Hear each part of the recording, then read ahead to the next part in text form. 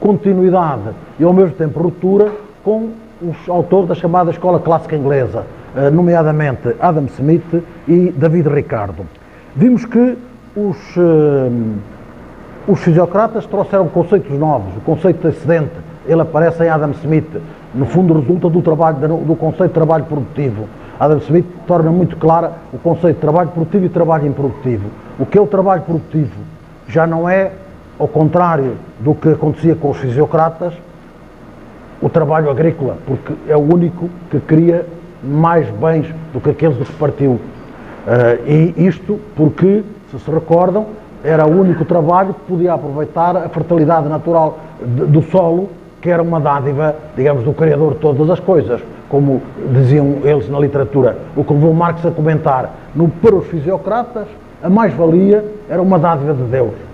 Ora, com os clássicos ingleses e com Adam Smith, digamos, de alguma forma, o homem ocupou o lugar de Deus como criador de riqueza, como criador de valor, porque o trabalho produtivo é agora, para Adam Smith, o trabalho que acrescenta valor ao valor das matérias-primas.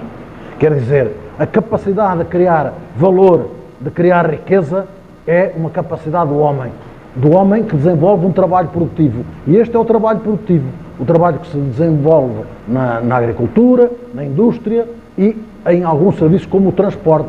São trabalhadores improdutivos, aqueles que, embora possam exercer uma profissão respeitável e possam até prestar serviços úteis, não criam valor. Era, naquele tempo, digamos, os chamados serviços domésticos, num sentido muito amplo, não apenas o dos empregados ou empregadas atuais, mas todos aqueles que viviam no âmbito da corte, os músicos, os sacerdotes, os de protocolos, não sei o quê. Bom, toda essa gente que fazia uma corte grandiosa eram trabalhadores improdutivos, assim como, digamos, os que prestavam serviços, digamos, os médicos, os advogados, os cantores, os músicos, bom, eram trabalhadores improdutivos na ótica do Adam Smith, porque não acrescentavam valor ao valor das matérias-primas, porque não trabalhavam propriamente com nenhuma matéria-prima. Não eram inúteis, não eram vagabundos, mas não eram trabalhadores produtivos neste sentido. E entre os que não eram trabalhadores produtivos ou que não exerciam uma atividade produtiva, estavam, e o Adam Smith recordou várias vezes expressamente, o soberano e toda a sua corte e os exércitos, que não faziam nada em tempo de paz e que em tempo de guerra também não adiantavam grande coisa. Ele diz isto com uma grande acrimónia e até com um grande desprezo. Por outro lado, digamos, no tal tableau économique, no modelo económico que o François Quesnay desenhou, de alguma forma ele afirma que se trocam bens, digamos, os bens circulam, o excedente é pago sob forma de renda em cereais, normalmente, e depois são os bens que circulam. A classe estéril tem que comprar cereais, alimentos à classe produtiva, a classe produtiva tem que comprar manufaturas à classe estéril, que também vende manufaturas à classe dos proprietários. Digamos, os bens podem circular eles próprios. A moeda é introduzida, diz o Quesnay, apenas para facilitar as trocas.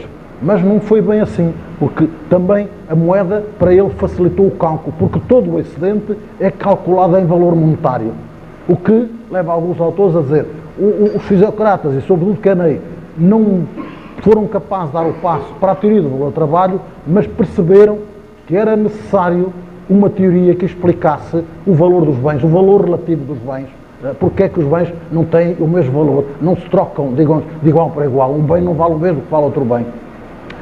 E este foi o trabalho efetuado, foi, digamos, a contribuição, desde logo, de Adam Smith, que veio introduzir como grande novidade a teoria do valor-trabalho. O valor de uma mercadoria corresponde ao trabalho necessário para produzir essa mercadoria. Bom, ficava, portanto, o homem no lugar de Deus. Quem é que cria riqueza? Riqueza nova? São os homens, são os trabalhadores produtivos. A leitura dos fisiocratas tinha saído de cena. E então este trabalhador produtivo que cria valor.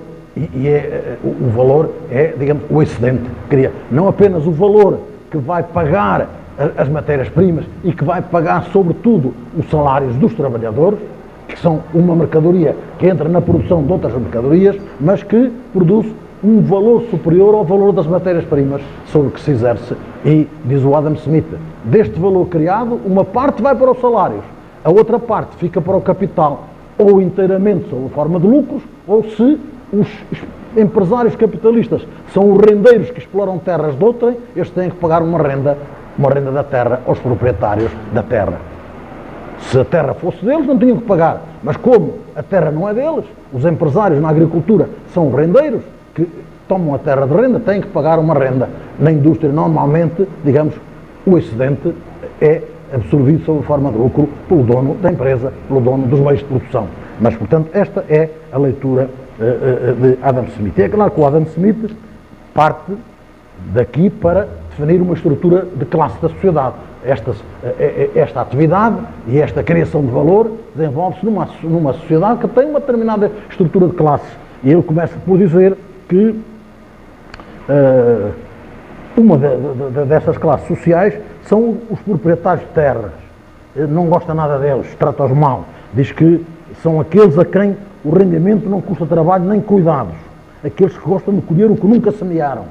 Veja, portanto, a acrimónia com que por trás de uma nova teoria são tratadas as velhas classes dominantes da ordem feudal, o que significa um juízo moral nada lisonjeiro para com elas, como estão a ver. E continua ele, com o maior desprezo, a indolência, que é a consequência natural da despreocupação da situação de que se desfrutam, estes proprietários de terra, tornam-os demasiadas vezes não só ignorantes, mas incapazes daquela disposição de espírito necessária para prover e compreender as consequências de qualquer regulamento público. Quer dizer, são uns brutinhos, não entendem nada de nada, mas são proprietários e por isso recebem uma parte daquilo que outros produzem.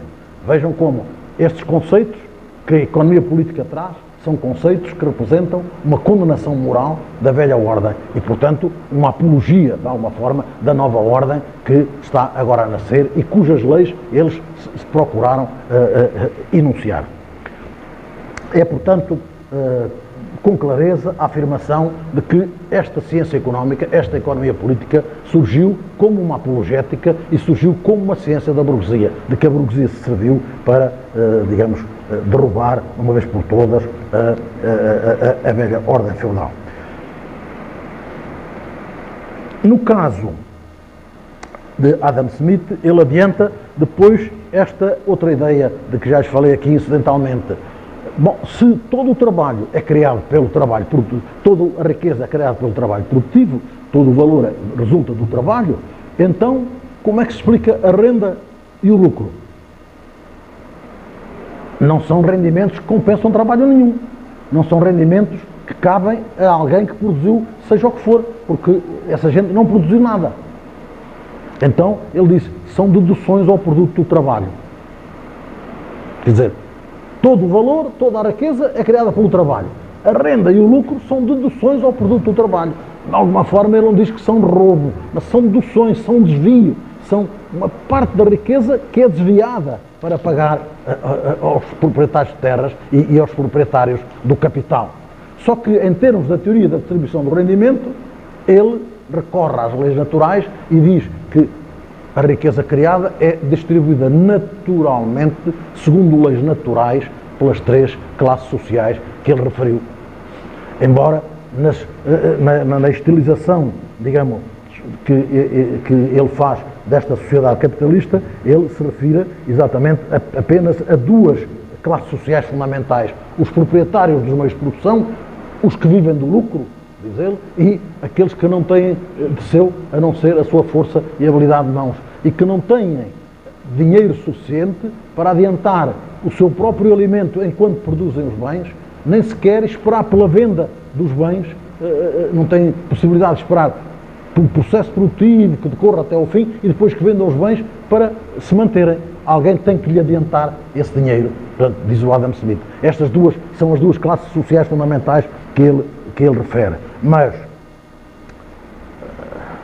esta nova ciência da burguesia vem, portanto, fazer um grande acento, como veem, na noção de trabalho produtivo, na noção do excedente e da sua distribuição. E o Ricardo vai mesmo assentar, vai mesmo afirmar esta ideia. O principal problema que, na minha ótica, se levanta à economia política é o da distribuição do rendimento, da distribuição da riqueza entre as várias classes sociais em presença. Portanto, é este um problema que ocupou muito estes dois autores, Adam Smith e David Ricardo. Para verem até que ponto vai o juízo moral sobre os antigos,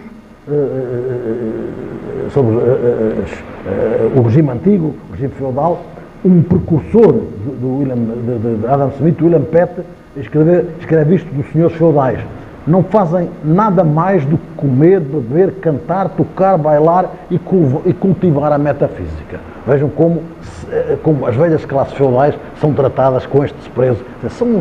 Andam para aqui, não fazem cá falta nenhuma, para que é que a gente... Bom, e o Adam Smith não hesitou em escrever, como há pouco dizia, o soberano, por exemplo, bem como todos os funcionários, tanto da justiça como da guerra, que servem sob as suas ordens, todo o exército e toda a marinha são trabalhadores improdutivos. São servidores do público e é uma parte do produto anual da atividade dos outros indivíduos que os mantém. Pronto, aqui está retratada a velha ordem. O Adam Smith trouxe outra novidade fundamental. Sensível à economia industrial que se desenvolvia perante os seus olhos, ele introduziu a noção de divisão do trabalho. Porque com a indústria, com a manufatura primeiro, mas fundamentalmente com a maquinofatura, assistiu-se à divisão interna do trabalho. Quer dizer, o processo produtivo de um produto industrial foi seccionado em tarefas específicas e cada trabalhador que, enfim, o que viria a desembocar na cadeia de montagem, que o Charlot tão bem retrata nos tempos modernos, no filme, cada um faz uma parcelinha e não faz mais nada. Então, esta divisão do trabalho, que, diz ele, é uma das causas da riqueza das nações, porque é ela que está por trás da produtividade, do que ele chama o poder produtivo do trabalho. Aqui está outra novidade que o Adam Smith introduz e que o leva a acrescentar que para ele a riqueza já não é o estoque de bens acumulado, mas é o fluxo de bens, o rendimento que periodicamente vem afluindo à sociedade.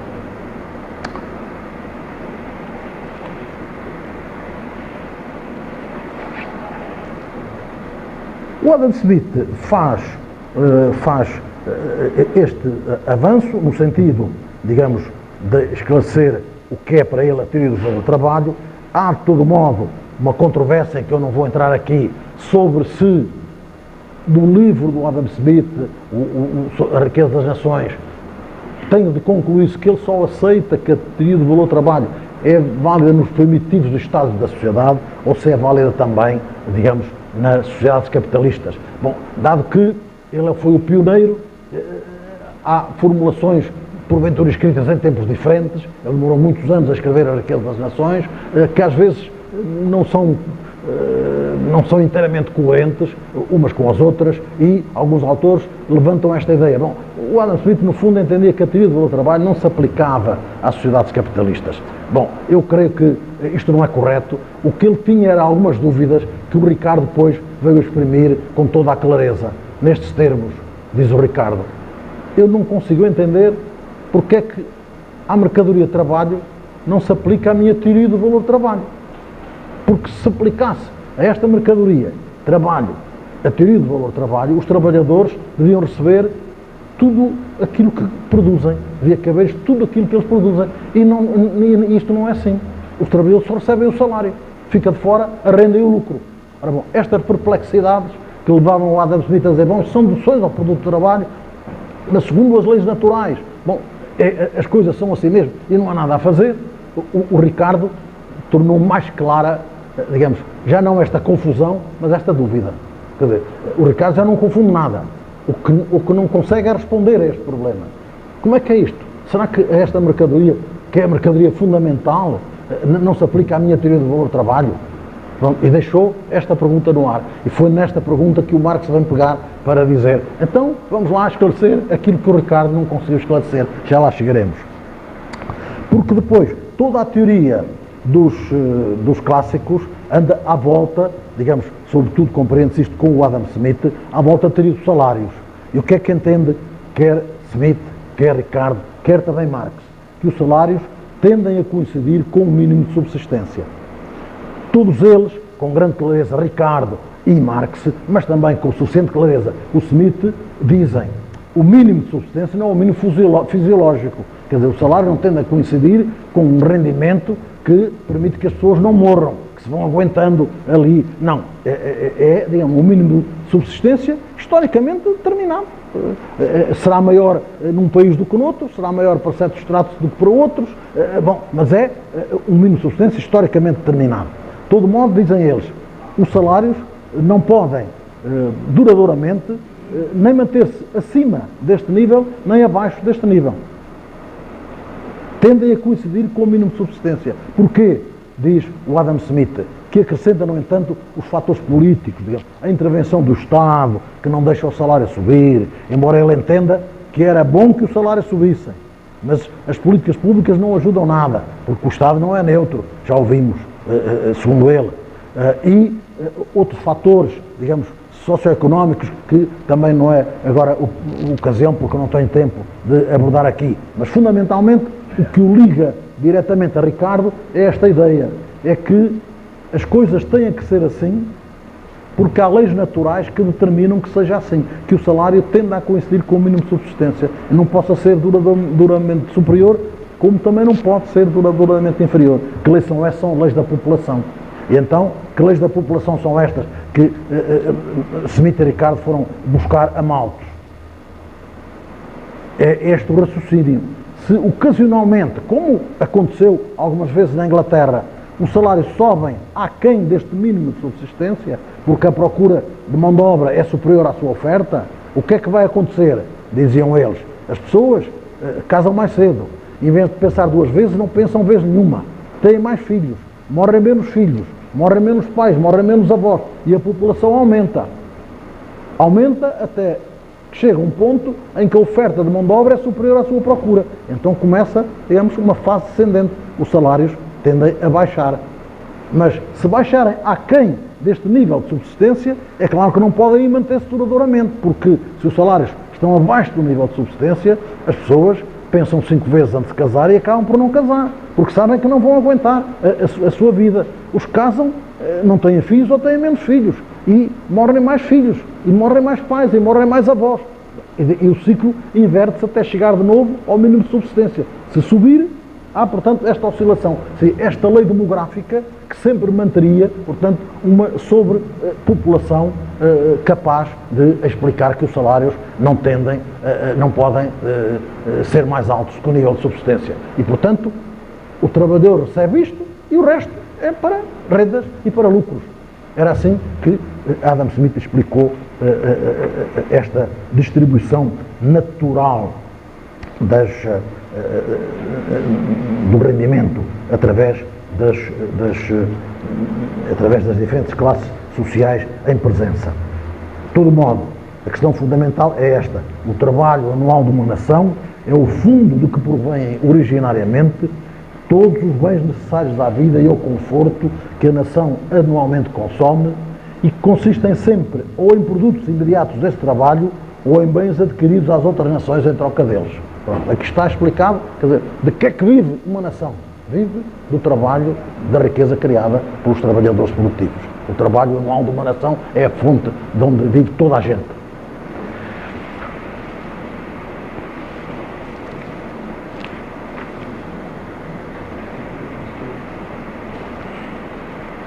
Dito isto, nem pelo facto de ele aceitar que esta distribuição do rendimento se faça segundo leis naturais, aparece, digamos, sonegado ou escondido o caráter conflituante desta sociedade na obra de Adam Smith. Claramente, ele teve a noção de que era uma sociedade desigual, embora não defendesse que alguma coisa devesse ser feita para se mudar esta sociedade, porque esta desigualdade resultava de leis naturais, mas ele afirmou como uma sociedade desigual e insiste várias vezes. Sempre que há muita propriedade, há grande desigualdade. Por cada homem rico haverá pelo menos 500 homens pobres. A propriedade de uns poucos pressupõe a indigência de muitos. Nas nações civilizadas e prósperas, um grande número de pessoas não exerce qualquer atividade e muitas delas consomem o produto 10 vezes. frequentemente 6 vezes mais trabalho do que aquelas que as exercem. Quer dizer, não são aqueles que trabalham mais que têm mais bens para prover à satisfação das suas necessidades. A propriedade é que comanda tudo e, digamos, a existência de grandes propriedades arrasta consigo fatalmente a existência de muita pobreza. Tem que haver muitos pobres para que haja um muito rico. É isto que está aqui com toda a clareza. Portanto, a propriedade como base da estrutura social e como base, digamos, da organização da própria sociedade, do modo como ela se articula para, digamos, tratar da vida.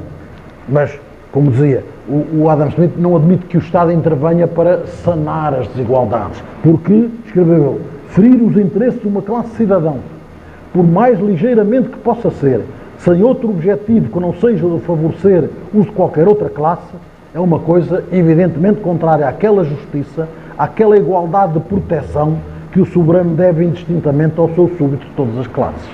Portanto, coerentemente, se ele diz o Estado, o soberano existe para a defesa dos ricos contra os pobres, dos que têm alguma coisa contra quem tem coisa nenhuma, é claro que este soberano não faz nenhum sentido ele querer intervir a favor dos pobres, porque ele não existe para isso. Este Estado não existe para isso. Então, o Adam Smith é coerente e diz, bom, não faz nenhum sentido pretender que este Estado venha a intervir para socorrer os pobres, porque esta distribuição decorre de leis naturais. O que ditou em Adam Smith e em Ricardo, e isso sofreu a crítica depois dos socialistas utópicos e também a crítica de Marx, mas noutro plano, já o veremos, uma atitude conformista perante as desigualdades sociais. Não há nada a fazer, a natureza é assim. E, portanto, como os fisiocratas diziam, o que é natural é justo, não há volta a dar. Por outro lado, uma atitude de condenação de toda e qualquer intervenção do Estado na economia. Primeiro, porque o Estado não pode violar as leis naturais. Segundo, porque o Estado não é vocacionado para isso, não tem vocação para isso. Não há dois caracteres que pareçam mais contrários do que os do comerciante e do governo. Quer dizer, o Estado não deve meter-se na economia, diz o Adam Smith. Embora, contraditoriamente, porque já ouvimos, ele afirma, o Estado não é neutro. E mete-se aqui, legisla sobre isto e faz aquilo. Só não protege aos trabalhadores, protege sempre os patrões. Ele não se deu conta que estava aqui a contradizer-se. Porque se o Estado não é neutro e ele denunciou, intervém e faz assim, e publica estas leis e favorece estes e desfavorece aqueles, bom, afinal o Estado intervém na economia. O que intervém é de acordo com a sua natureza, com o seu objetivo, com aquilo para que ele foi criado, este Estado burguês. Já de manhã lhes falei na explicação do Estado mínimo e, portanto, vou agora passar. Bom, já vimos, este Estado, dizem alguns, o Adam Smith defendeu o Estado mínimo, depois também defendeu exatamente que devia ser mínimo aquele Estado perdulário dos que gastavam tudo, porque, digamos, este Estado podia encaminhar, por fim, à fase progressiva e encaminhar a economia para um Estado estacionário. E, portanto, é preciso pôr um travão a essa gente, porque senão eles comem tudo e não deixam nada para pagar aos trabalhadores. Mesmo o salário dos trabalhadores, a economia não pode estar sujeita a isto. Apesar de tudo, como também lhes disse de manhã, as funções que ele atribuiu ao soberano, os 3 deveres fundamentais do soberano, em primeiro lugar, o dever de proteger a sociedade da violência, das invasões de outras sociedades independentes. Em segundo lugar, o dever de proteger, tanto quanto possível, todos os membros da sociedade da injustiça ou opressão de qualquer outro membro, ou o dever de estabelecer uma administração da justiça. Mas ele acrescenta, em terceiro lugar, o dever de criar e preservar certos serviços públicos e certas instituições públicas que nunca poderão ser criadas ou preservadas no interesse de um indivíduo ou de um pequeno número de indivíduos, já que o lucro jamais reembolsaria a despesa de qualquer indivíduo ou pequeno número de indivíduos, embora possa muitas vezes fazer mais do que reembolsar esse lucro a uma grande sociedade. De alguma forma, ele está aqui a dizer, há instituições públicas e há serviços públicos que este Estado deve fornecer, porque elas fazem sentido na ótica de uma sociedade como um todo, na ótica de uma nação. Não fazem sentido, digamos, na ótica do lucro, porque essas atividades não são para dar lucro.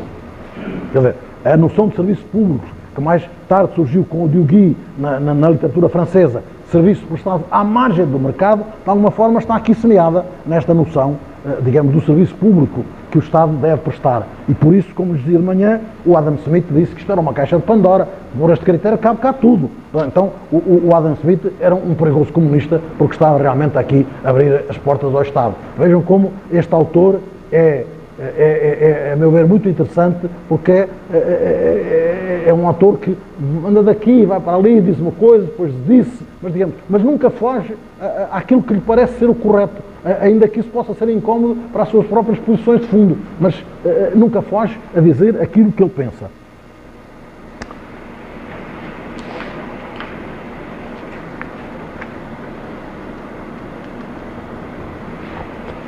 Outra nota que muitos autores salientam e acho que é pertinente é esta ideia, a de que o Adam Smith, como de resto aconteceu com outros autores escoceses do tempo, de alguma forma pode ser considerado como um antecessor da concepção materialista da história que o Marx e o Engels vieram depois desenvolver. E certas passagens da Riqueza das Nações sobre a origem do Estado quase nos lembram passagens do famoso livro de Lênin sobre a origem da família, da propriedade privada do Estado. São passagens muito curiosas, muito bem escritas, que o Adam Smith realmente escreveu, começando por dizer que entre caçadores raramente existe a propriedade, ou pelo menos propriedade superior a 2 ou 3 dias de trabalho. Raramente existe qualquer magistrado ou qualquer administração regular da justiça. Quer dizer, nas sociedades primitivas, em que não havia grande diferença de riqueza. Para que é que era preciso um Estado? A administração da justiça, ou os magistrados, ou as polícias, não se justificava. É na era dos pastores, diz ele, que surge pela primeira vez a desigualdade de fortunas, introduzindo no seio dos homens um grau de autoridade e de subordinação anteriormente impossível de existir. Os ricos, especialmente, estão necessariamente interessados em manter este estado de autoridade e subordinação. Os menos ricos unem-se na defesa dos mais ricos no que se refere à sua propriedade, para que, por sua vez, estes se unam na defesa da propriedade daqueles. Esta gente, os ricos, constitui uma espécie de aristocracia, escreve o Adam Smith, que tem todo o interesse em defender a propriedade e em apoiar a autoridade do seu pequeno soberano, a fim de este poder defender a sua própria propriedade e apoiar a sua autoridade. Vejam como aqui está tudo clarinho. É a vantagem, às vezes, dos filósofos e dos economistas sobre os juristas. É que os juristas escondem mais a verdade das coisas. Estes filósofos e economistas pioneiros eram muito clarinhos, não escondiam nada e diziam tudo o que queriam. Tal como, honra-lhe seja, o Milton Friedman e o Hayek não escondem nada do que querem. O Milton Friedman diz, é preciso liquidar definitivamente o Estado de Providência, o Estado Social. Bom, os políticos que estão a cumprir o seu programa, esses estão a matar o Estado Social ou a pretender matá-lo, mas dizem sempre que estão para o salvar. Estamos a reformá-lo para o salvar. Se não reformamos, não salvamos o Estado Social. Quer dizer, o embrulho é mais sofisticado do que aquele que vem na literatura do Hayek e do Adam Smith. Isto é para bater. A doutrina da responsabilidade social coletiva é uma doutrina essencialmente subversiva e, portanto, o Estado Social é para liquidar definitivamente. Bom, esta clareza tem pelo menos a vantagem da gente saber com quem lida. Quando outros perseguem o mesmo objetivo, mas dizem que estão a tentar salvar o Estado Social, a coisa fica mais complicada. Ora bom, então aqui está esta interpretação do Adam Smith, que diz que, no fundo, o Estado surgiu quando começaram a aparecer propriedades valiosas e vastas, quer dizer, que ultrapassavam os 2 ou 3 dias de trabalho. E então era preciso um instrumento que mantivesse um grau de autoridade e de subordinação. Uns mandam, outros obedecem. No fundo é este o papel do Estado, assegurar o predomínio dos que têm relativamente aos que não têm, como ele muito bem disse. E, portanto, cá está o Adam Smith, que não foge também às concepções correntes no seu século XVIII, diz que a avareza e a ambição nos ricos e o ódio ao trabalho e a tendência para a preguiça nos pobres, vejam como ele, que inventou o conceito de trabalho produtivo, apesar de tudo, cai naquilo que era, digamos, a voz corrente, que era uma ideia feita do século XVIII, da preguiça natural das classes trabalhadoras. O Adam Smith absorve isto e que reflete a tendência para a preguiça nos pobres O ódio ao trabalho e a tendência para a preguiça nos pobres constituem as paixões que predispõem ao ataque à propriedade, E a propriedade dos ricos provoca a indignação dos pobres, que muitas vezes são levados pela necessidade e influenciados pela inveja a apropriar-se dos seus bens, o que não pode ser, e por isso lá está o Estado para realmente impedir que a propriedade seja posta em causa. A aquisição de propriedades valiosas e vastas, diz ele, escreve ele, exige necessariamente o estabelecimento de um governo civil. Quando não há propriedades, ou pelo menos propriedades que excedam 2 ou 3 dias de trabalho, o governo civil não é necessário. Isto é a concepção materialista da história, tal como o Engels desenvolveu longamente e depois o Marx, enfim, sintetizou, digamos, nos seus princípios.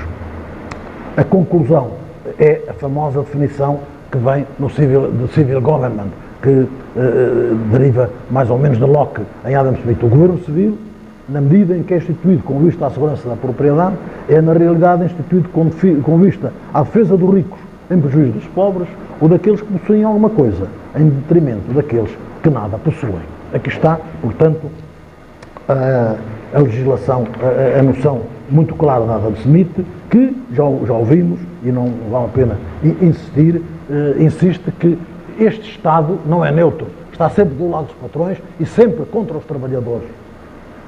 A voz dos trabalhadores é pouco ouvida e menos considerada nas deliberações públicas, exceto em casos particulares. Vejam o que é isto de saboroso. Quando o seu clamor é animado, incitado e apoiado pelos patrões, não com o fim de servir os interesses dos trabalhadores, mas os seus.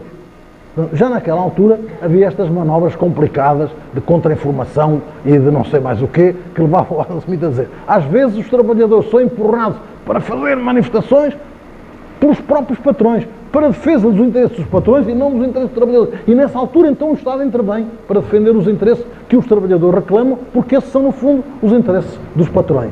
Vejam como, num autor como este, não esperamos encontrar afirmações deste tipo, mas estão cá, eu não inventei nada, estou apenas a transcrever o Adam Smith. Bom, mas já digo, ele não defende nada para alterar esta situação de desigualdade e tem a concluir reflexões sobre isto, este parágrafo saboroso. Quanto ao que constitui a verdadeira felicidade, os pobres não são inferiores em nada àqueles que parecem colocados acima deles. Todos os escalões da sociedade estão ao mesmo nível pelo que respeita ao bem-estar do corpo e à serenidade da alma. E o mendigo que se aquece ao sol ao longo de uma sebe possui ordinariamente aquela tranquilidade que os reis sempre perseguem. Portanto, benditos os mendigos, benditos os pobres, porque deles é não apenas o reino do céu, mas por vistos o reino na terra, porque aquecendo-se ao sol ao longo de uma sebe, têm a felicidade que os reis sempre perseguem, mas nunca têm. Portanto, isto que era a filosofia que inspirava os livros da instrução primária nos meus tempos sobre um Estado fascista do Salazar, dos pobres é o reino do céu, quem empresta aos pobres, quem dá aos pobres empresta a Deus, e pronto, depois com histórias do sapateiro que jogou na lotaria e saiu-lhe a lotaria e a partir daí foi a desgraça completa, batia na mulher, separaram-se, enfim, pronto, antes não tivessem ficado ricos porque pobres estavam realmente muito bem, pobretes e alegretes, como se diz lá na minha terra. Bom, então o Adam Smith também acaba por cair nesta ideia. O David Ricardo, o David Ricardo, dizem muitos autores, foi o primeiro economista teórico que veio dizer: para compreender as coisas, não podemos ficar pela aparência delas, temos que ir à essência delas. Ideia que o Marx acentuou muito claramente. Digamos, durante muito tempo os economistas só se ocuparam com a aparência das coisas, não foram à essência. Ora, o Ricardo escreve isto mesmo, o que significa que ele se quis libertar, digamos, das análises empíricas e quis aprofundar teoricamente, digamos, a sua análise, o seu estudo da economia política. E por isso ele não chamou ao seu livro principal inquérito, nem investigação sobre, não, chamou-lhe princípios de economia política. Quer dizer, ele sabia o que vinha. E o livro começa exatamente com a definição do que é o valor de um bem. O valor de um bem, ou seja, a quantidade de qualquer outro bem com o qual se possa trocar, depende da quantidade relativa de trabalho necessária para o produzir e não da maior ou menor remuneração oferida por esse trabalho. Quer dizer, o valor de um bem não depende do salário que os trabalhadores oferem. Dirá depois também não depende da utilidade, embora a utilidade seja necessária para que os bens tenham valor.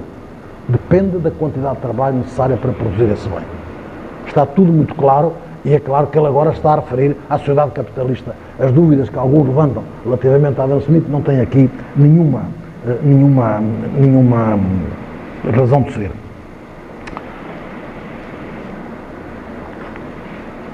A partir daqui, o Ricardo assumiu que o principal problema que se levanta à economia política, diz ele, é o de saber como deve ser distribuído o produto, a riqueza criada entre as classes que formam a sociedade. E também ele vem, naturalmente, fazer apelo a uma estrutura de classes. Já ouvimos que para ele, digamos, o conflito social dominante era aquele que ainda se desenrolava entre as velhas classes proprietárias de terra e a nova burguesia industrial, exatamente porque, segundo a teoria dos salários dele, já referiremos, nas condições do tempo, quem beneficiava com o progresso da economia eram os latifundiários improdutivos, que não criavam riqueza nenhuma, à custa daqueles que eram os grandes dinamizadores da atividade económica, os empresários industriais, que viam os seus lucros diminuir porque tinham que aumentar os salários em função do aumento do preço dos alimentos na sequência das leis dos cereais. E então o Ricardo procurou, digamos, explicar as três formas de rendimento: o salário, a renda e o lucro. A renda, diz ele, por força desta situação, tende a aumentar, porque como não se pode importar trigo para a Inglaterra e, digamos, a procura de trigo aumenta porque a população aumenta e alguma parte da população tem poder de compra maior, tem que se cultivar terras menos férteis ou recorrer-se ao cultivo intensivo das terras, quer dizer, mais homens por hectare ou mais adubação, digamos, mais custos mais elevados, porque a terra é menos fértil ou porque exige mais investimentos para produzir. É a chamada lei dos rendimentos crescentes e diz ele, dado o aumento da população, cada homem é também um produtor, mas é sobretudo um consumidor, porque como produtor ele passa a produzir menos do que aquilo que consome. Então os preços dos bens sobem. E se sobem o preço dos bens alimentares, tem que subir o salário nominal para que o salário se mantenha ao nível de subsistência. Mas se diminui o salário, baixam os lucros. Aqui está uma ideia que o Marx depois desenvolveu e que em Ricardo aparece com toda a clareza. Não há volta a dar. Se sobem os salários, baixam os lucros. Se sobem os lucros, baixam o salário. Todas as políticas que a partir de meados dos anos 70, das chamadas crises do petróleo, têm sido desenvolvidas à escala mundial, no sentido de cortar salários, cortar direitos dos trabalhadores e mexer no Estado Social, são filhas desta ideia, porque então se começou a desenhar a tendência para a baixa da taxa média de lucro, que o Ricardo enunciou, já o disse, e direi daqui a pouco. Quer dizer, há uma tendência para, nos setores produtivos, baixar a taxa média de lucro, por fatores complicados que agora não vale a pena referir aqui, que têm a ver com o que o Marx chamou a composição orgânica do capital, quer dizer, uma parte maior do chamado capital fixo, constante relativamente ao capital variável, que são os trabalhadores, mas também pelo facto da supremacia do capital financeiro sobre o capital produtivo, que se traduz no facto do capital financeiro absorver uma parte do rendimento que é produzido nos setores produtivos e que devia caber a título de lucro aos setores produtivos, aos proprietários dos setores produtivos. Desde o Aristóteles, que se diz, já ontem referi esta frase, que o dinheiro não cria dinheiro. E toda a teologia medieval partia deste princípio para não permitir o empréstimo a juros. Porque isso era legítimo, ninguém pode. Se o dinheiro não cria dinheiro, como é que se vai pedir mais dinheiro do que aquele que sempre prestou? E na minha terra diz-se que quem cabritos vende e cabras não tem, de algum lado lhe vem. Ora, se o dinheiro não cria dinheiro, como é que o setor financeiro ganha fortunas, milhões e milhões? Se eles gerem o dinheiro, que não é deles, que é de quem lá deposita, faz os seus depósitos, e ganham milhões, Bom, de onde é que vem este dinheiro? Vem da riqueza criada no setor produtivo. Por isso, eu entendo que verdadeiramente o setor financeiro, nomeadamente a banca, não devia ser privada porque não devia produzir lucros. Porque os lucros do setor bancário são custos de financiamento da economia. A economia podia funcionar a custo mais barato se o setor bancário não tivesse lucros. Não tem que ter prejuízo, naturalmente. É uma estrutura que tem que se manter, tem que se autofinanciar, mas os lucros do setor bancário são prejuízos da economia, porque são aumento dos custos da economia. Ora bom, este predomínio do setor financeiro sobre o setor produtivo, para o qual o Keynes tinha avisado, porque segundo ele, esta tinha sido uma causa da grande depressão, de 1929-32, acentuou-se agora de uma maneira bárbara. E muitos autores dizem, pois é este predomínio do setor financeiro que leva a aumentar os custos de financiamento da economia. E como o setor produtivo não é capaz de enfrentar o setor financeiro, onde é que há de ir buscar, digamos, defesa da margem de lucro? Aos salários. E se não basta baixar os salários nos sítios onde são industrializados, fogem com as empresas, desindustrializam, deslocalizam empresas para regiões onde os salários são muito baixos e os trabalhadores não têm nenhum direitos. Portanto, todo este fenómeno está a gerar fatores estruturais de crise cada vez mais acentuada e cada vez mais perigosas da sociedade capitalista. Mas isto vinha, então, a propósito desta leitura do Ricardo e desta equação dele. Se sobem os salários, baixam os lucros. Se aumentam os lucros, baixam os salários. Não há que sair daqui. Bom, e esta ideia, naturalmente, agradou ao Marx, que a desenvolveu para marcar claramente, digamos, o conflito entre as duas classes. E diz o Marx, o Ricardo percebeu claramente que este era um conflito importante na dinâmica da sociedade, mas não foi capaz de ir mais além. Porque para ele, preocupado com as leis sociais, no fundo, aquilo que mais o ocupou foi o conflito de interesse entre os proprietários de terras de tipo feudal e a nova burguesia industrial. Ele que foi designado o profeta da burguesia industrial. E bateu-se pela revogação das leis sociais, já disse, elas foram revogadas depois de ele ter morrido, mas esta é a sua leitura. Mas o conflito social está aí, está muito claro também na obra de David Ricardo. Como nos disse também, em Ricardo, esta tendência para a baixa da taxa de lucro, que trazia com ela o perigo de se cair num estado estacionário e, portanto, da economia se degradar, era uma tendência, digamos, que era explicada, segundo ele, pela vigência das leis sociais. Ela resolvia-se desde que as leis sociais fossem revogadas. E, a partir daí, se o livre comércio fosse aproveitado para não importar bens de luxo, mas, sobretudo, bens alimentares, para propiciar, digamos, alimentação barata aos trabalhadores, que podiam viver como até agora, ou porventura até melhorar, apesar de eventualmente os salários nominais até poderem baixar, porque baixava muito o preço dos alimentos e dos bens que faziam, digamos, o trem de vida das classes trabalhadoras. O Ricardo chamou a atenção para isso. Abolidas as leis, o livre-cambismo tem que servir para isto, não é para importar bens de luxo, é para importar os bens que nos permitem alimentar os nossos trabalhadores a custo muito mais baixo, o que permite que eles recebam salários mais baixos e aumentem os lucros. Porque, ao contrário do que fazem as velhas classes que utilizam o excedente que lhes cabe em consumo improdutivo para manter o seu estatuto porque eles não produzem nada, a burguesia poupa uma parte dos lucros que recebe, transforma-os em capital para novos investimentos e aumenta assim a capacidade de criação de riqueza e cria novos empregos. Esta é a vantagem em termos de progresso que a burguesia anunciou para dizer aos trabalhadores: nós somos muito melhores do que os outros velhos da sociedade feudal, porque nós trazemos connosco o progresso. Nós somos gente de progresso. E, de alguma forma, como sabem, o próprio Marx reconheceu isso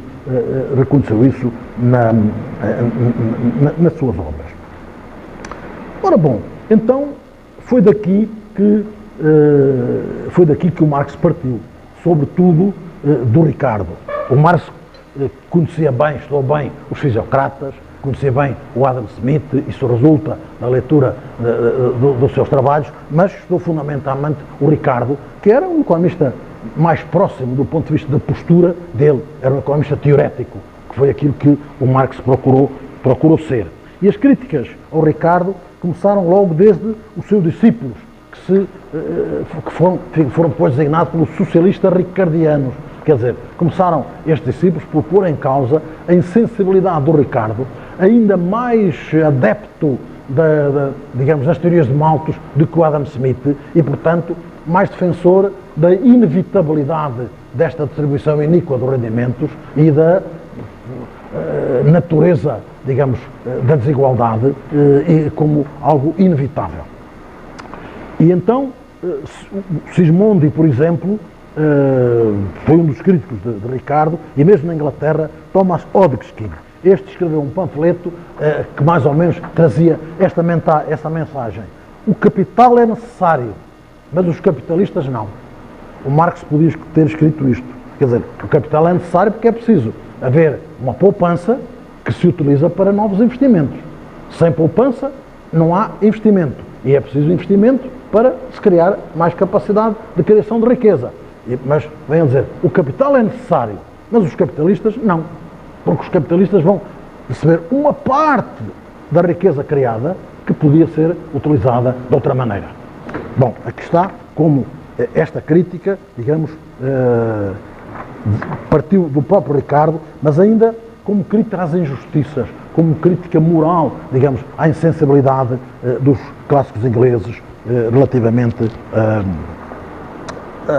às injustiças que a própria sociedade assentava. O Marx vem chamar a atenção para o seguinte: a economia política enquanto burguesa, isto é, enquanto vê na ordem capitalista não uma fase transitória do processo histórico, mas antes a forma absoluta e definitiva da produção social, pode permanecer uma ciência enquanto a luta de classe permanecer latente ou só se manifestar por fenómenos isolados. Quer dizer, a economia política que ele chama burguesa, sobretudo a dos classes ingleses, empenhou-se em compreender e explicar a realidade enquanto, digamos, um novo aspecto da realidade, a nova classe operária não foi criada, não se organizou e não se dispôs a lutar pelos seus interesses. A partir daí, a economia política burguesa assumiu-se como economia, digamos, da burguesia, como ciência da burguesia, como apologética, e tratou de justificar e defender o sistema estabelecido, porque, digamos, a teoria do valor do trabalho de Ricardo veio agitar muito as águas e veio colocar em perigo, digamos, a própria base de sustentação das economias capitalistas nascentes. Diz o Marx no prefácio à segunda edição alemã do Capital: consideramos a Inglaterra o período em que a luta de classe ainda aí não está desenvolvida, é também o período clássico da economia política. O seu último grande representante, Ricardo, é o primeiro economista que faz deliberadamente do antagonismo da luta de classes, da oposição entre salário, lucro e renda, o ponto de partida da sua investigação. Mas as divergências explica-as ele ingenuamente como uma lei natural imutável da sociedade. Atingia o limite que a ciência burguesa não transporá.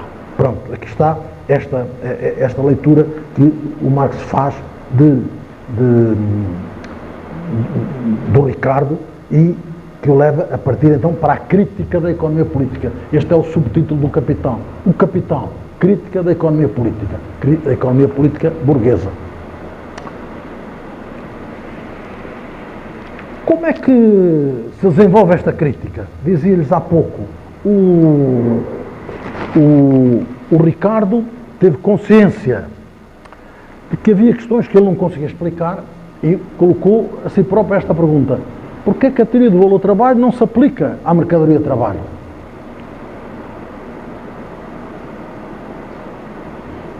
Porque o salário não corresponde a todo o valor criado pela mercadoria de trabalho.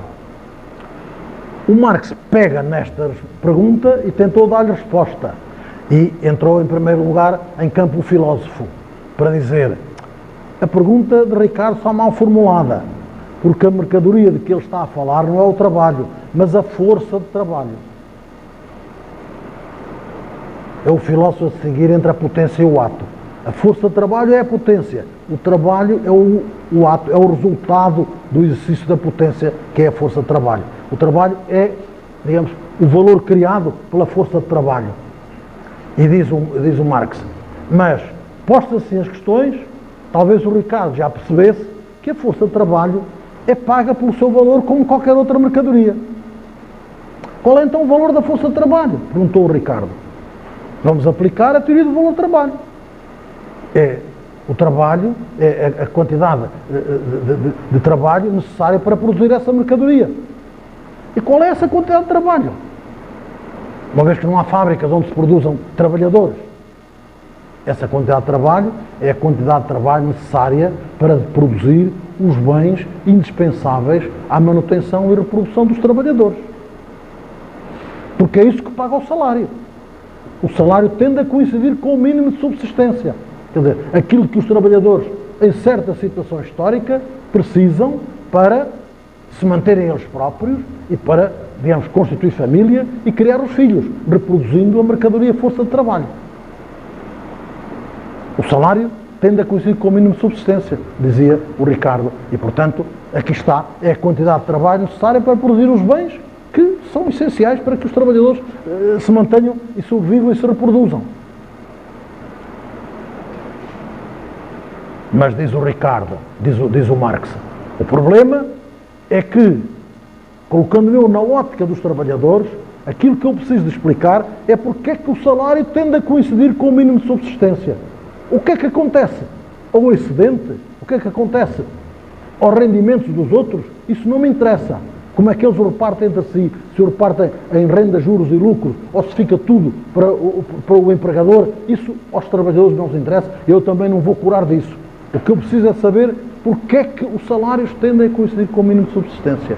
E aqui, penso que é o exemplo mais claro da diferença entre Marx e os clássicos no que toca à leitura das leis naturais.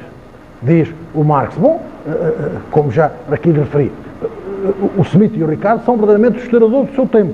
Para eles houve história, mas agora acabou a história, porque estas leis são leis naturais, então o capitalismo é o fim da história. E eu não posso concordar com isso, porque o que explica que os salários tendem a coincidir com o mínimo de subsistência não são leis naturais, são leis históricas. E ele vai buscar exemplos que o Adam Smith, ele próprio refere, para dizer o seguinte: o Adam Smith dá este exemplo e aquele outro. Os salários subiram acima do nível de subsistência. Os empregadores na agricultura, na indústria, esperaram uma geração até que a população aumentasse e os salários baixassem? Não. Substituíram trabalhadores por máquinas. Por isso é que o Marx diz: a burguesia não pode existir sem revolucionar permanentemente os instrumentos de produção. Porque é a maneira de ganhar força no conflito com os trabalhadores e uma empresa perante outra ganhar força perante a sua concorrente. Porque se introduzir máquinas mais produtivas, que têm uma maior capacidade produtiva, ela consegue produzir a custos mais baixos e, portanto, praticar preços mais baixos, que elimina da concorrência aqueles que não conseguem acompanhá-la. Então, a burguesia não pode existir sem revolucionar permanentemente os meios de produção. Aquilo que foi as virtudes que os clássicos procuraram enunciar com a sua teoria relativamente à sociedade feudal, o Marx vem agora reconhecer: sim senhor, isto é um elemento estrutural, a burguesia não pode existir e, portanto, a burguesia, o manifesto diz, aqueles parágrafos que parecem feitos por encomenda e pagos por um propagandista do capitalismo, a burguesia fez no curto espaço de tempo mais pelos seus membros do que em toda a história se conseguiu. Digamos, a revolução que estes tempos introduziram é uma revolução espantosa. O manifesto comunista, digamos, é a essa altura um panegírico da obra da burguesia. Bom, mas diz o Marx: sim senhor, então, como vê, não são leis naturais nenhumas. O que está em causa não é, digamos, sobre população absoluta. Os salários não baixam porque a essa altura a população é tão elevada relativamente à procura de mão de obra que os salários têm que baixar porque a oferta é muito superior. Não. O que acontece é que quando os salários sobem, ou mesmo que eles não subam, para evitar que eles subam, a burguesia, os empregadores, introduzem máquinas e substituem trabalhadores por máquinas. Quer dizer, é uma sobrepopulação relativa. O que importa não é a oferta de mão de obra, é a procura de mão de obra no mercado da mão de obra. Foi a noção que o Marx introduziu do exército industrial de reserva. Quer dizer, o progresso contínuo, a introdução de máquinas para salvaguardar as margens de lucro e obter custos de produção cada vez mais baixos que permitam margens de lucro cada vez maiores, é que produz esta sobrepopulação relativa, este exército industrial de reserva, que significa que, digamos, este exército, diz ele, está ao serviço dos empregadores capitalistas como um exército verdadeiro, porque está ali para impedir que o salário subam, porque se alguém quer trabalhar por um salário mais alto, há muita gente à espera de trabalhar por um salário corrente sem que os salários tendem a aumentar. Vejam como, no fundo, a conclusão é a mesma, o salário tende a coincidir com a insuficiência, mas a explicação é outra, radicalmente diferente. E é claro que, a partir daqui, o Ricardo, o Marx já diz, agora, se o que sobra é só para lucro, ou se vai para renda e para juros, isso já não me interessa, porque isso já não interessa aos trabalhadores. O que é que acontece ao excedente? Que ele chamou de mais-valia, porque, diz ele, opondo-se agora aos utópicos, ficou famosa a frase de Proudhon, a propriedade é um roubo. E, no fundo, os utópicos concebiam que os empregadores, os capitalistas, os patrões, como chamava o Adam Smith, eram os malandros, eram gente que fazia tudo para explorar os trabalhadores. E o Marx retira, digamos, a análise deste discurso moral. O Schumpeter, eu tenho para aqui um trecho em que o Schumpeter diz isso, o Marx não idealizou os trabalhadores como sendo a gente melhor do mundo e não, digamos, diabolizou os empregadores como os mais negregados, negreiros do mundo. Não teve que recorrer a isso, porque ele deu outra explicação para a exploração. E diz ele, a exploração, se a propriedade é um roubo, bom, podia então deixar de haver exploração. Bastava que as pessoas fossem sérias, que não roubassem. O roubo é uma coisa acidental, não é uma coisa estrutural, característica de uma sociedade, não pode ser. Então, de onde é que vem? Como é que se caracteriza o excedente? O excedente dos fisiocratas, exatamente o mesmo objeto de análise. O excedente dos fisiocratas, o excedente de Adam Smith, o excedente de Ricardo, diz o Marx. Pois, o Adam Smith escreveu que o excedente, a riqueza criada, resulta do valor que os trabalhadores acrescentam ao valor das matérias-primas. Há um valor acrescentado a outro valor. E o que é que diz o Marx? Pois é que a mercadoria força de trabalho não é uma mercadoria como as outras. É uma mercadoria que é capaz de criar mais valor do que o seu próprio valor. E não há aqui nenhuma exploração, digamos, em sentido voluntarístico, porque aquele que compra a mercadoria força de trabalho fica no mesmo plano em que um comprador de qualquer outra mercadoria. Se alguém compra uma maçã, adquire o direito de fazer da maçã o que quiser, deitá-la fora, dá ao seu bichinho de estimação, ou come-a, ou deixa-a apodrecer pura e simplesmente. Quem compra a mercadoria força de trabalho ganha, por força deste contrato, o direito de utilizar essa mercadoria.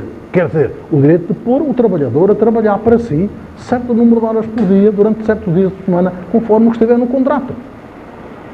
Não há, portanto, aqui nenhuma violência para explorar as pessoas, só que esta mercadoria produz mais valor do que o seu próprio valor.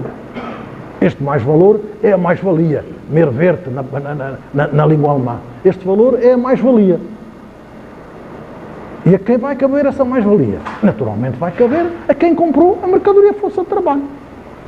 Portanto, vejam como, da noção de excedente, de trabalho produtivo, de excedente, depois se chega à noção de mais-valia e à noção de exploração e à teoria da exploração, não como um juízo moral, não como, digamos, algo que releve da ética dos negócios, mas como um elemento estrutural de uma sociedade que funciona, de uma economia que funciona, com base no trabalho assalariado e no contrato de trabalho assalariado. Porque a mercadoria força de trabalho produz mais valor que o seu próprio, o tal valor que o trabalho acrescenta ao valor das matérias-primas que falava o Adam Smith. Portanto, aqui está como, a partir de noções fundamentais semeadas pelos fisiocratas, depois buriladas e aperfeiçoadas pelo Smith e Ricardo, o Marx constrói toda a sua teoria, acabando na teoria da exploração e, naturalmente, depois, a partir daí, para a criação de situações revolucionárias. Digamos, o conflito de classe está aqui patente e esta exploração só pode resolver-se abolindo o salariato, quer dizer, abolindo a propriedade capitalista. Porque a exploração é inerente ao regime de trabalho assalariado. E como lhes recordava, já não sei quando, ontem, se no esclavagismo parecia que todo o trabalho era trabalho não pago, agora parece que todo o trabalho é trabalho pago. E isto é que é complexo e que é difícil de explicar, quer no plano teórico, diz ele, quer no plano, digamos, da comunicação. É difícil de explicar mesmo aos próprios trabalhadores onde é que está a sua exploração, porque há aqui um contrato. E disse-se, bom, então se foi contratado, os empregadores, os patrões pagam aquilo que foi contratado. O trabalho é todo pago. Simplesmente, recorrendo então às teorias do que é o trabalho abstrato foi uma noção que o Adam Smith inventou. Porque até aí o valor resultava de um trabalho concreto, que era o trabalho agrícola. Com a complexificação das atividades económicas, a agricultura e a indústria, e várias indústrias, digamos, havia vários tipos de trabalho concreto. E o Adam Smith diz expressamente isso. Bom, eu senti a necessidade de criar a noção de trabalho abstrato, que embora seja inteligível, não é assim tão óbvia, diz ele. O que é este trabalho abstrato? Bom, é o trabalho enquanto tal, é o trabalho tout court, escreveu o Marx. Quer dizer, é o trabalho já desligado da sua forma concreta, não é o trabalho na agricultura, não é o trabalho na indústria, é o trabalho dos trabalhadores produtivos, daqueles que são capazes de criar valor, daqueles que são capazes de acrescentar valor ao valor das matérias-primas. Portanto, outro conceito que o Adam Smith introduziu e que, naturalmente, o Marx utilizou como proveito para o desenvolvimento das suas teses. Creio que esta questão à volta da teoria dos salários, que no fundo tem que ver com a teoria da distribuição do rendimento, como veem, é talvez aquela mais esclarecedora para se ver as perspectivas diferentes no plano teórico dos clássicos ingleses e de Marx. E é a propósito da sua concepção, digamos, que o Joseph Schumpeter, que é talvez o maior historiador, digamos, do pensamento económico até hoje, escreveu exatamente, ele que conhecia o Marx, mas não era marxista, nunca sempre acabou que não era marxista, mas estudou e conhecia bem o Marx. Ele disse que até agora os autores tinham recorrido à história, mas faziam, digamos, uma mistura entre a história e a economia, uma mistura meramente mecânica. A mistura de Marx é química, diz ele. Por outras palavras, ele inseriu os dados históricos na própria argumentação de que faz derivar as suas conclusões. Foi ele o primeiro economista de grande classe a reconhecer e ensinar sistematicamente como a teoria económica pode ser convertida em análise histórica e como a exposição histórica pode ser convertida em histoire raisonnée. E escreve num outro trecho, que também vem transcrito nos elementos que eu lhes indiquei, que o Marx não vertia lágrimas sobre a ideia de socialismo, porque ele não se ocupou, digamos, a construir o socialismo a partir de uma concepção moral, de uma concepção de justiça, a partir da crítica moral às injustiças da sociedade capitalista. Ele procurou interpretar, digamos, as leis de movimento da sociedade, indo a Hegel buscar as leis da dialética, pondo-as, digamos, com a cabeça para cima e com os pés para baixo, porque ele entendia que a dialética de Hegel estava posta ao contrário, era uma dialética idealista, ele queria uma dialética materialista, mas explicando, portanto, com base nessas leis, a evolução da história que há de fazer obrigar à transição do capitalismo para o socialismo, tal como as mesmas leis explicaram a transição do esclavagismo para o feudalismo e do feudalismo para o capitalismo. Quanto às leis naturais, na Miséria da Filosofia, escreveu o Marx algumas páginas interessantes sobre isto, concluindo desta maneira: estas leis não são leis naturais, e estas categorias não são categorias naturais, são produtos históricos e transitórios. Há um movimento contínuo de crescimento nas forças produtivas, de destruição nas relações de produção, de formação nas ideias, imutável só a abstração do movimento, mores imortalis. Portanto, nada de leis naturais, nada de leis imutáveis. O capitalismo não é o fim, não é o fim da história. E, enfim, não há tempo para entrarmos agora aqui para explicar o que é a concepção materialista da história e todas essas questões que só por si justificavam, digamos, um tempo maior, mas que também não parecem muito indispensáveis para, digamos, para a compreensão daquilo que me parece importante. É que vocês compreendam as diferenças de análise e do progresso, digamos, teórico-científico nesta área, para procurar explicar a sociedade capitalista, que é aquela em que nós vivemos, as suas leis de movimento, o que é a desigualdade, porque o capitalismo surgiu e tem-se mantido como situação das desigualdades, como é que ela se pode explicar, ou justificar, ou não justificar, e, digamos, mostrar quais que caminhos é que se podem esperar a partir daqui. E ver, ao mesmo tempo, qual tem sido o papel, digamos, do Estado capitalista no enfrentar destas situações.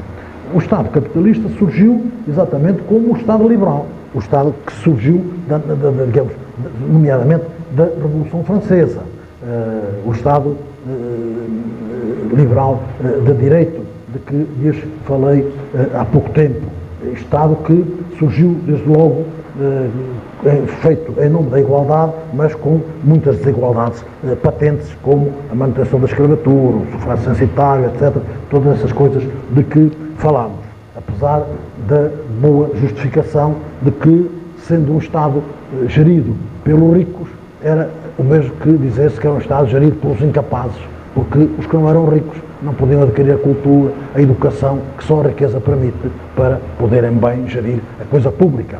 É esta a filosofia, mas também me parece que havia razões muito claras e afirmações muito claras nestes autores todos que fomos referindo, para se perceber que eles compreenderam muito bem que se tratava de um Estado de classe, de um Estado que foi criado para defender, digamos, os interesses da nova burguesia, que queria fazer tudo para se afirmar como classe dominante e utilizar um poder político para transformar a sociedade, da velha sociedade feudal, na nova sociedade burguesa. Como também já vimos, é comum dizer-se que neste tempo o Estado estava separado da economia. Bom, não poderei alargar-me demasiado, mas ficou patente, a meu ver, que o Estado esteve sempre presente na economia. Sempre interveio na economia, a conformá-la, a mudá-la, a impor regras a uns e não regras a outros. O Estado, desde o início das sociedades capitalistas, esteve presente na economia. E, claro que podemos iniciar aqui a discussão sobre o que é o mercado. É um mecanismo natural ou é uma instituição histórica da humanidade? Salvo eu ainda referir alguma coisa sobre isso, o Estado, a meu ver, e de muita outra gente, é uma criação histórica da humanidade. Como escreveu um autor, o Estado, como mercado, é uma instituição política. E há uma boa literatura sobre isso, incluindo do professor Eros Grau, que tem escritos sobre isso, a mostrar que foi o Estado que criou o mercado e que sem o Estado não teria existido o mercado, e sem, digamos,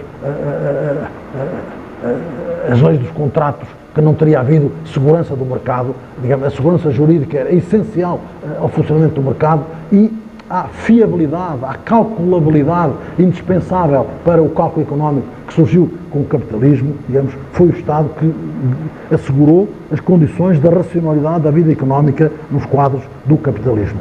E também já ouvimos, por mais que se proclame que o Estado é neutro, que o Estado é um Estado acima das classes, desde os fisiocratas, que eles não tiveram nenhuma dúvida em dizer que o Estado era um Estado para a defesa da propriedade, a defesa dos proprietários. O Estado nunca é neutro, escreveu o Adam Smith.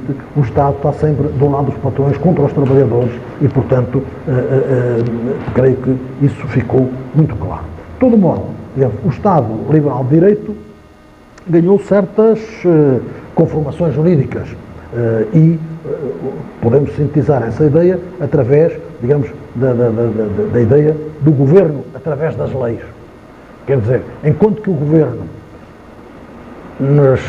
nas monarquias absolutas era feito discricionariamente pelo senhor, pelo rei, que tinha, digamos, poderes derivados diretamente da divindade e, portanto, era dono do direito, o Estado sou eu, na famosa frase do Luís XVI, l'état c'est Luís XIV, l'état c'est moi. Bom, agora o Estado deixou de ser o rei, o Estado deixou de ser uma pessoa, o Estado passou a ser, de alguma forma, uma estrutura que tem ligação com os eleitores, com os cidadãos. Já vimos, não com todos, mas com alguns. Passou, portanto, a ter alguma base democrática neste sentido. E, exatamente, as regras de funcionamento deste novo Estado procuram afirmar, se calhar, mais para além do que ele é, aquilo que os seus defensores pretendem, que as pessoas acreditam que ele é realmente. O que é que caracteriza o Estado de Direito? O princípio democrático, que por oposição ao princípio monárquico do Estado absolutista pressupõe a soberania popular. A soberania reside no povo. Agora, o que é que se entende por povo? Bom, aí é que está o problema. Já vimos que o povo que vota, o povo que constitui o Estado, é um povo muito pequeno, muito reduzido no quadro do sufrágio censitário. E os eleitos que podem ser eleitos são tão reduzidíssimos. São uma nata, são uma aristocracia muito selecionada. Mas bom, mas este é o princípio. O princípio liberal, que pressupõe exatamente a separação entre o Estado e a sociedade civil, porque o Estado, digamos, não tem estruturas, nem tem vocação para se ocupar da economia, e a sociedade civil é a sociedade económica, aquela que verdadeiramente desenvolve a economia como esfera privativa dos privados. E o princípio do direito, que implica a sujeição do Estado ao direito que ele próprio legisla, ao direito que ele próprio faz, digamos, às leis aprovadas no Parlamento. E daqui decorre, portanto, o Estatuto Constitucional dos Direitos Fundamentais, acima dos quais talvez a propriedade e depois a liberdade, ou, se quisermos ser simpáticos, primeiro a liberdade e depois a propriedade. Embora saibamos que não era isso que estava na filosofia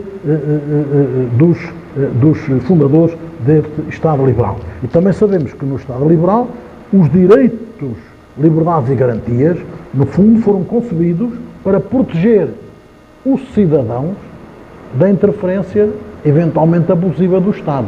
Quer dizer, não eram direitos dos cidadãos digamos, nas relações entre eles, ou direitos afirmativos de direitos dos cidadãos perante o Estado. Eram direitos limitadores da capacidade do Estado intervir na esfera dos cidadãos, limitando a sua liberdade de intervenção, a sua liberdade de empresa, a sua liberdade de tratar da vida, de cuidar dos seus interesses livremente. De todo modo, daqueles princípios que referi, decorrem algumas outras ideias. A reserva da lei, a legalidade da administração, o princípio da separação dos poderes. E, desde logo, esta primeira ideia fundamental, que as leis são as leis aprovadas no Parlamento, elas decorrem da vontade geral e representam o interesse geral. Quer dizer, manteve-se como característica deste modelo de Estado aquilo que era a equação inicial da burguesia e que correspondia à realidade do tempo, na altura da Revolução Francesa. A burguesia soube fazer suas as reclamações de liberdade da grande massa dos camponeses servos e a luta pela liberdade foi também a dos camponeses servos. De alguma forma, como diziam muitos autores na época, os interesses da burguesia não eram inconciliáveis, não eram antagónicos dos interesses da grande massa dos camponeses franceses. Depois as coisas mudaram, mas inicialmente não era. Aquilo que se pretende com estas estruturas e com estes conceitos é fazer crer que o Estado continua a ser assim, continua a ser um Estado que trata igualmente os interesses de todo o povo, desde os proprietários do capital aos que são apenas trabalhadores. As leis são aprovadas no Parlamento, representam a vontade geral e ocupam-se da realização do interesse geral.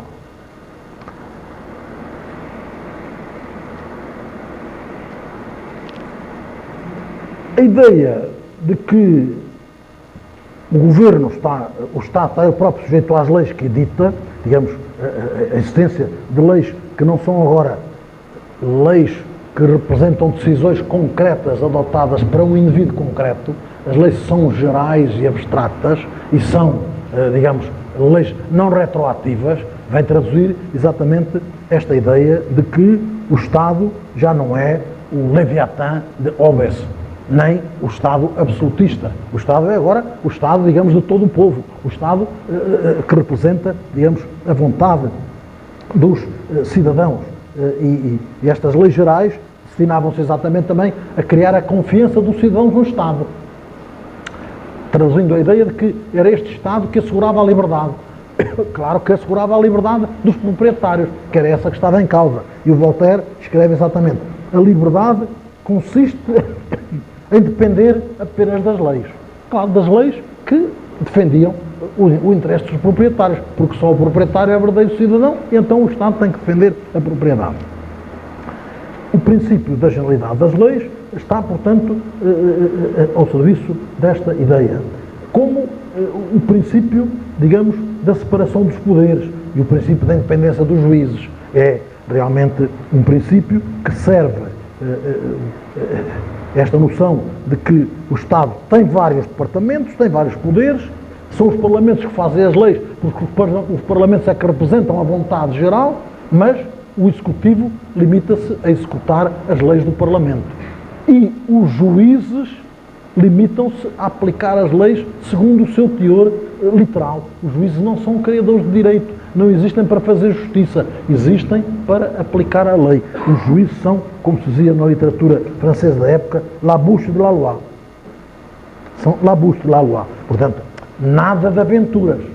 Estão a ver? Nada de aventuras. Se calhar agora, em alguns casos, caiu-se na aventura contrária do decisionismo e dos juízes decidirem o que lhes veio à cabeça, mesmo que não tenham fundamento nem legitimidade para isso. Mas aqui acautelava-se o contrário. O juiz não cria direito, o juiz não faz justiça, porque a ordem liberal era insensível à justiça. A justiça não dizia nada, digamos, a estes filósofos, nem a estes legisladores, nem a estes economistas. A justiça não era um valor que se devesse prosseguir e, portanto, também os juristas, também os juízes não tinham que se ocupar da justiça, tinham apenas que aplicar a lei, porque a lei é que era a garantia da liberdade. E a lei que era aprovada no Parlamento. Portanto, este Estado foi o Estado desenhado para uma sociedade em que, como escreveu Adam Smith, o trabalhador é uma pessoa e o proprietário do capital que o emprega é outra. Depois, como sabem, o Estado capitalista adquiriu novas formas, novas vestes. Eu tenho falado de novas máscaras para se, digamos, ocultar. Dizem que o Estado capitalista é como o diabo, quer sempre fazer de contas que não existe, para que ninguém o leve a sério e ninguém se defenda adequadamente dos perigos que ele representa. Ora bom,